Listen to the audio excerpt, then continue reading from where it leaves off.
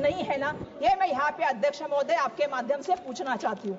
अध्यक्ष महोदय, मैं कहना चाहती हूँ, ट्रेन हमारे लिए सिर्फ एक धातु नहीं है, ट्रेन हमारा दिल है, तेल हमारी धड़कन है और ट्रेन हमारी जान है, रेल हमारी जान है। आज अगर हम बात करें, एक गांव से मजदूर दूसरे गांव में अपने परिजनों को छोड़ के जाता है ट्रेन के माध्यम से अपने पेट पालने के लिए। अगर छात्रों की बात करें, एक छात्र अपना गांव छोड़ के पढ़ने के लिए जाता है। अगर हम बात करें यात्रियों की, तो मैं बताना चाहती हूँ कि लोग आज त्योहार में अपने घर परिवार से मिलने के लिए ट्रेन का इस्तेमाल करते हैं।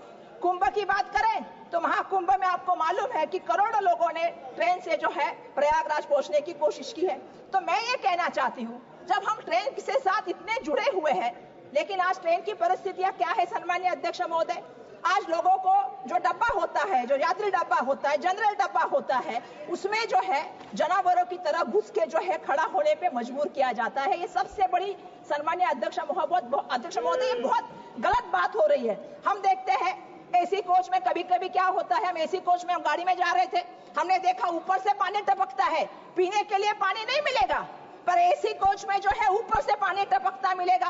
12-12 घंटे आपको ट्रेन के लिए इंतजार करना है, बैठने की व्यवस्था नहीं है, खाने की व्यवस्था नहीं है, पीने की व्यवस्था नहीं है। सन्माननीय अध्यक्ष महोदय, प्लेटफॉर्म पे क्या है? प्लेटफॉर्म पे गंदगी के बड़े से बड़े जो है अंबार खड़े हैं। सुरक्षा की बात हम क्या करें? सुबह हमारी लड़कियां ट्रेन में गई थी 7 बजे, उसके ऊपर बलात्कार हुआ, तो सुरक्षा की व्यवस्था क्या है?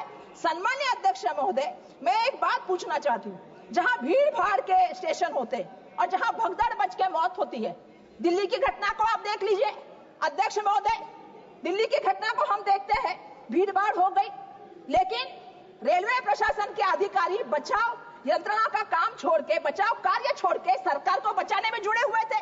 हमारी बात पत्रकारों तक नहीं जानी चाहिए, हमको उसको नकारना है, हमको इसको बोलना नहीं है, हमको इसको छुपाना है। यह बचाव कार्य रेलवे के प्रशासन के माध्यम से चालू था। अनंत पानन में रात को मुआवजा दिया गया, जिनकी मौत हुई, जो घायल हुए, जो आहत हुई, उसका कोई भी जो है सन्माननीय अध्यक्ष महोदय बात लोगों के सामने नहीं आई। हमने अयोध्या स्टेशन में देखा, हमने प्रयागराज स्टेशन में देखा, ये क्या चल रहा है, ये सब क्या चल रहा है, ये मैं आपके माध्यम से पूछना चाहती हूँ सन्माननीय अध्यक्ष महोदय। जब वक्त आता है तो खुद की पाक तपतपाते हैं, जो वक्त आता है तो रील बना के डालते हैं, और जब ऐसा समय आता है तो चुप्पी क्यों साधते हैं? ये भी मेरा इनके माध्यम से सवाल है कि इनको इस पे भी बोलना पड़ेगा सन्माननीय अध्यक्ष महोदय। पिछले दिनों हमने महाराष्ट्र में घटना देखी, एक जलगांव की घटना हुई, एक पुष्पक एक्सप्रेस जा रही थी मुंबई की तरफ, और वहां पे अचानक से भगदड़ मच गई कि कहां गया, ट्रेन में आग लगी है, ट्रेन में आग लगी है।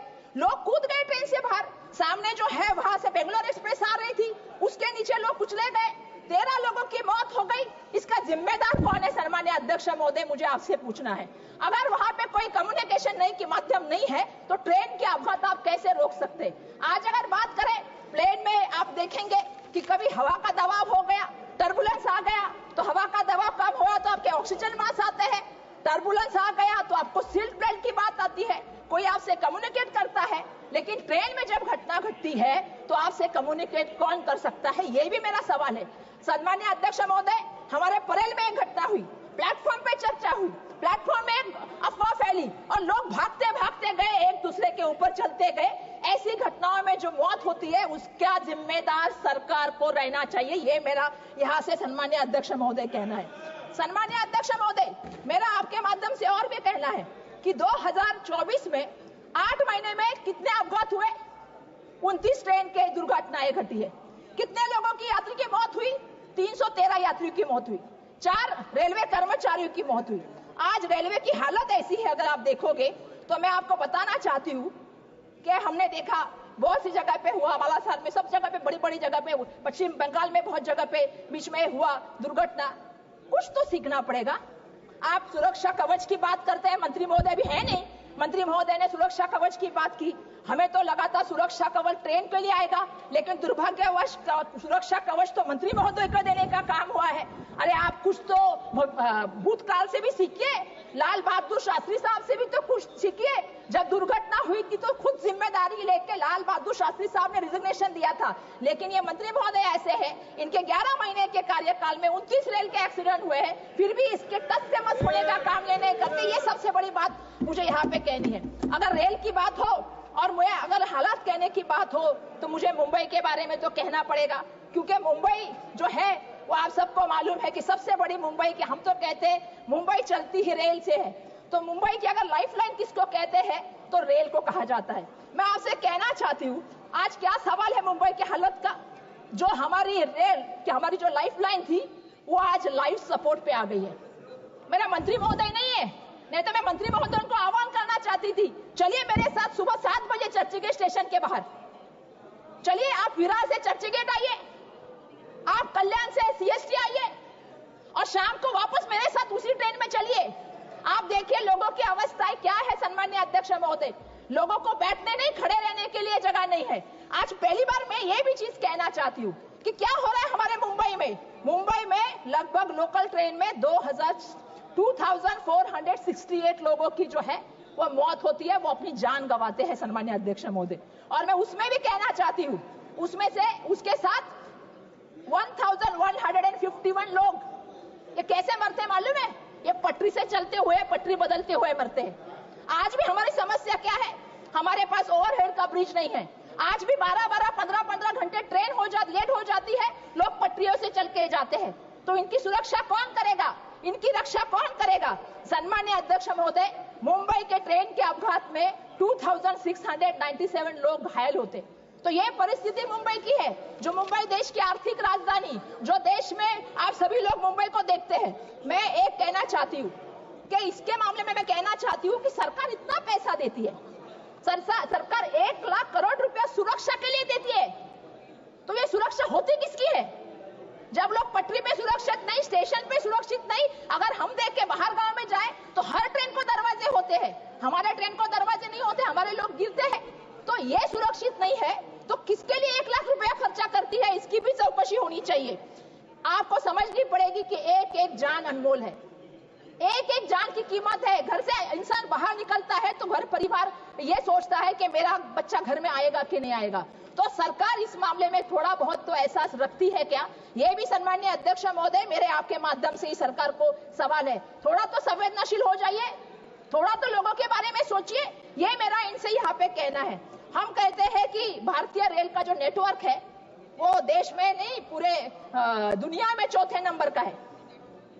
हमारी पूरी दुनिया में हमारी भारतीय रेल 4थे नंबर का बड़ा नेटवर्क रखती है, और सबसे बड़ी आबादी का देश भी किसके पास है तो हमारे देश के पास है। लेकिन आज क्या परिस्थिति है सन्माननीय अध्यक्ष महोदय? परिस्थिति ऐसी है, 140 करोड़ लोग हैं हमारे देश में और ट्रेनें कितनी है? 13,000।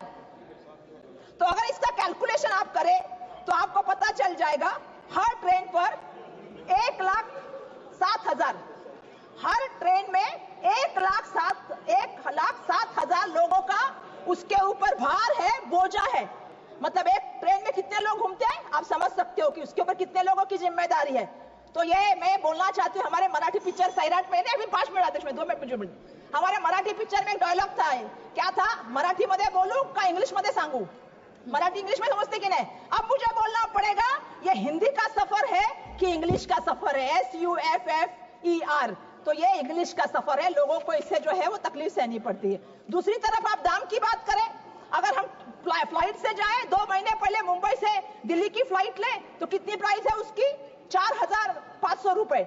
और अगर हम यही जो है 15 घंटे ट्रैवल करके तेजस एक्सप्रेस से जाए, राजधानी से जाए, सेकंड क्लास की टिकट कितने की है? 4,300 रुपए की। अगर फर्स्ट क्लास की टिकट लूं तो 5,300 रुपए की। अरे मैं पहला वक्ता हूं, मुझे बोलने तो दीजिए। बहुत लंबी सूची है, बहुत लंबी है। तो मैं इतना ही कहूंगी, इसका मतलब है कि 6 गुना आप आमदनी लेते, 6 गुना आप टाइम लेते हो। एक मिनट खत्म करूंगी, 1 मिनट प्लीज। 1 मिनट में फिनिश कर दूंगी। तो इसका मतलब है आप 6 गुना ज्यादा टाइम लेते हो और प्राइस भी ज्यादा लेते हो। मेरा यही कहना है कि ना हमें स्पा चाहिए, ना हमें मार्केट चाहिए, ना हमें सेल्फी पॉइंट चाहिए, हमें ये नहीं चाहिए। हमें क्या चाहिए मैं आपसे बताना चाहती हूँ। हमें चाहिए स्वच्छ टॉयलेट, पानी, स्वच्छ अच्छा भोजन और सुरक्षा और टाइम की पाबंदी। ये हमारी सबसे बड़ा कहना है। स्टेशन के बाहर हमें चाहिए एम्बुलेंस।